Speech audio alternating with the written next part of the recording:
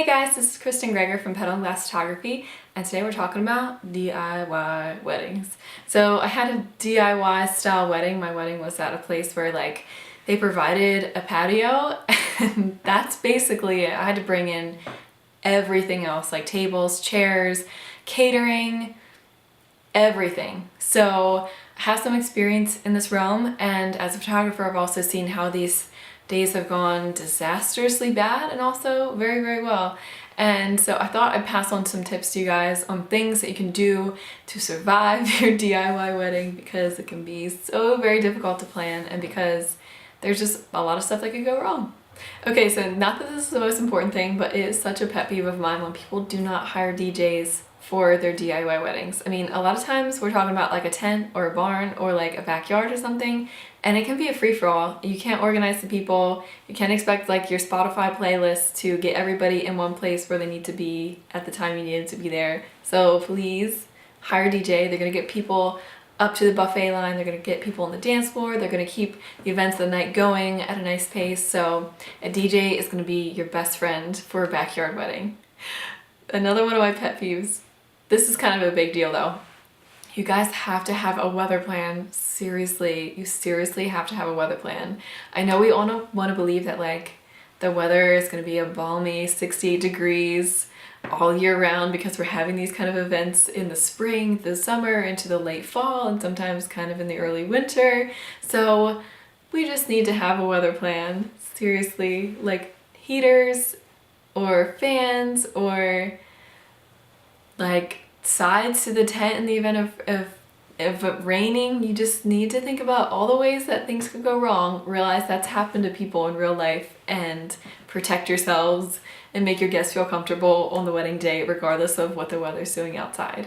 Speaking of comfort, you need a sensible bathroom solution, something that grandma can use, something that your younger guests can use and feel comfortable with.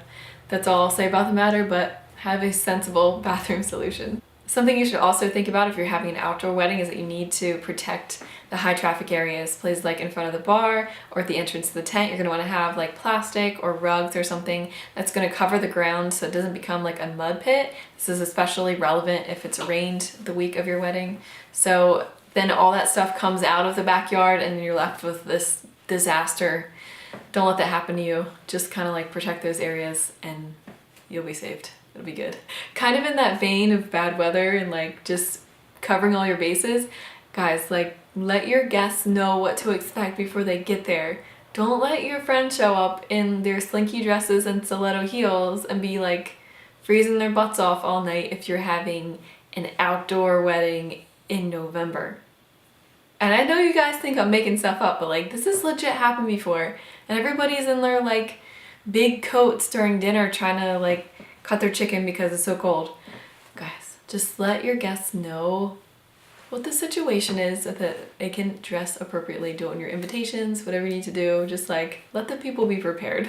So like I said before, these kind of weddings take a lot of organization, and you're probably going to want a spreadsheet. Obviously, definitely have a spreadsheet, but you're probably also going to want a day of planner.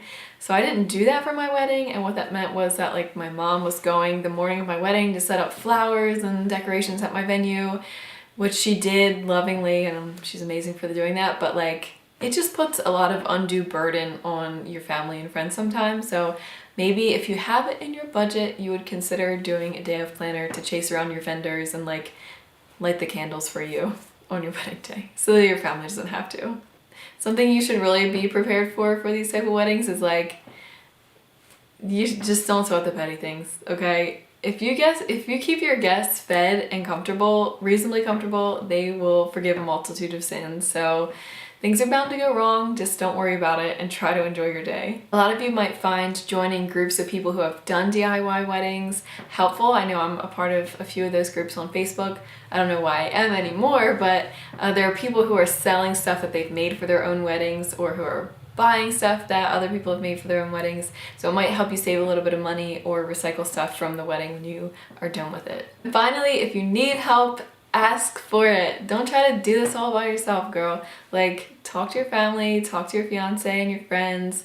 If there's a task that you can delegate to them, they, I'm sure, would be happy to help you out. So don't try to go it alone. This is like such an annoying, complicated process sometimes. So just let others in to help you out, and I'm sure you will find yourself less stressed in the end. Thank you guys so much for watching. I hope this was helpful in thinking about planning a DIY wedding. Hopefully you avoid all the pitfalls that could befall you on your wedding day. So if you have any questions about planning a DIY wedding, or if you want to hear more about how I planned mine, I'd love to hear about it in the comment section. Thank you guys so much for watching, and I'll see you again soon.